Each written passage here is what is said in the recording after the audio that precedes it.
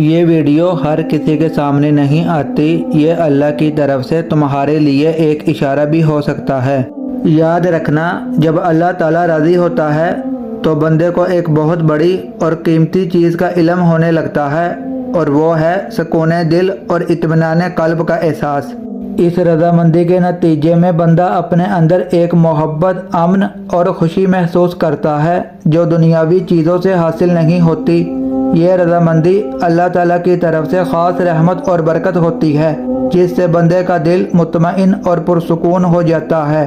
حدیث قدسی ہے، اللہ فرماتا ہے، اے ابن آدم، ایک میری چاہت ہے اور ایک تیری چاہت ہے، ہوگا وہی جو میری چاہت ہے، پس اگر تو نے سپرد کر دیا ہے اپنے آپ کو اس کے جو میری چاہت ہے تو میں تجھے وہ بھی دوں گا جو تیری چاہت ہے۔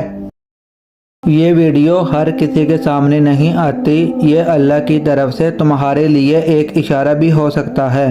یاد رکھنا، جب اللہ تعالیٰ راضی ہوتا ہے تو بندے کو ایک بہت بڑی اور قیمتی چیز کا علم ہونے لگتا ہے، اور وہ ہے سکون دل اور اطمینان قلب کا احساس۔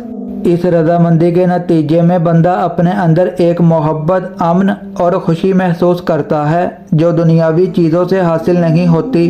یہ رضامندی اللہ تعالیٰ کی طرف سے خاص رحمت اور برکت ہوتی ہے، جس سے بندے کا دل مطمئن اور پرسکون ہو جاتا ہے۔